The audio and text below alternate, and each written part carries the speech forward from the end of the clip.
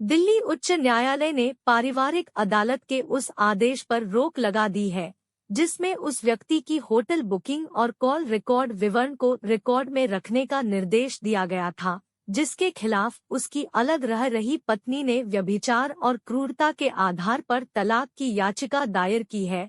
हालांकि उच्च न्यायालय ने कहा कि होटल प्रबंधन और दूरसंचार कंपनियां पारिवारिक अदालत के आदेश के अनुसार रिकॉर्ड का संरक्षण सुनिश्चित करेंगी। इस जोड़े की शादी 2012 में हुई थी। पत्नी ने आरोप लगाया कि पति ने 2017 में शादी छोड़ दी, जिसके बाद उसने क्रूरता और अवसाद के आधार पर तलाक की याचिका दायर की। लाइव लॉ के अनुसार ये पत्नी का मामला था कि जुलाई 2021 में उसने एक पुराने फोन मिला, पति और दूसरी महिला के बीच चैट का आदान प्रदान हुआ जब जोड़े की नई शादी हुई थी। इसके बाद उसने दिसंबर 2021 में व्यभिचार के आधार पर तलाक के लिए एक और याचिका दायर की, जो फैमिली कोर्ट के समक्ष लंबित है। पत्नी ने कहा कि उसे पता चला कि पति 15 अगस्त 2020 से 20 अगस्त 2020 तक गोवा स्थित एक होटल में दूसरी महिला के साथ रुका था।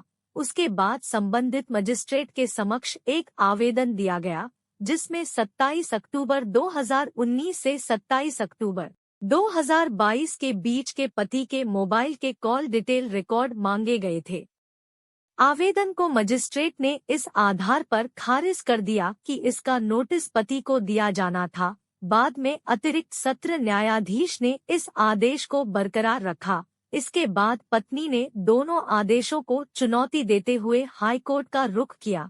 उसने होटल के दस्तावेजों और अभिलेखों के एकतरफा उत्पादन और संरक्षण की मांग करते हुए एक तत्काल आवेदन भी दायर किया। पत्नी को राहत देते हुए अदालत ने कहा कि उसकी याचिका केवल तीसरे पक्ष को महत्वपूर्ण साक्ष्य को संरक्षित करने का निर्देश देने के लिए है, ताकि मुकदमे के साक्ष्य के उत्पादन के उचित चरण तक पहुंचने तक इसे नष्ट न किया जाए। अदालत ने इस प्रकार पति के संबंध में सीडीआर के साथ अतिथि रजिस्टर, चालान, भुगतान विवरण, आदान प्रदान किए गए ईमेल, सीसीटीवी फुटेज और फोन रिकॉर्ड सहित होटल के दस्तावेजों को संरक्षित करने का निर्देश दिया। अदालत ने कहा, यह न्यायालय यह स्पष्ट करता है कि यह आदेश केवल रिकॉर्ड के संरक्षण के उद्देश्य से पारित किया जा रहा है, ताकि परीक्षण के उपयुक्त चरण तक पहुंचने और विद्वान ट्रायल कोर्ट के मामले में समय बीतने के साथ इसमें छेड़छाड़ या नष्ट न हो। यह निष्कर्ष कि दोनों पक्षों में से किसी एक द्वारा न्यायालय में पेश किया जा सकता है। इस आदेश से यह नहीं माना जाएगा कि उन्हें ऐसा करने का कोई अधिकार दिया गया है। इसके अलावा अदालत ने कहा कि वह संबंधित अदालत के समक्ष साक्ष्य के रूप में इस्तेमाल किए जा रहे रिकॉर्ड या उसके साक्ष्य मूल्य से संबंधित किसी भी चीज की वास्तविकता या किसी भी चीज पर कोई निष्कर्ष नहीं दे रही है।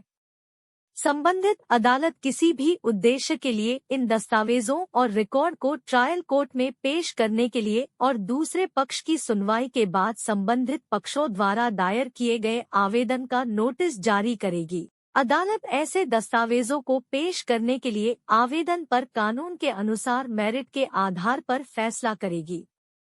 इससे पहले कलकत्ता हाईकोर्ट की एक समन्वय पीठ ने कहा कि एक पत्नी फैमिली कोर्ट के समक्ष तलाक की याचिका में पति के खिलाफ उसके द्वारा लगाए गए व्यभिचार के आरोप को साबित करने के लिए सबूत या दस्तावेज पेश करने की मांग कर सकती है, और ये फैमिली कोर्ट एक्ट की धारा 14 के अनुरूप होगा।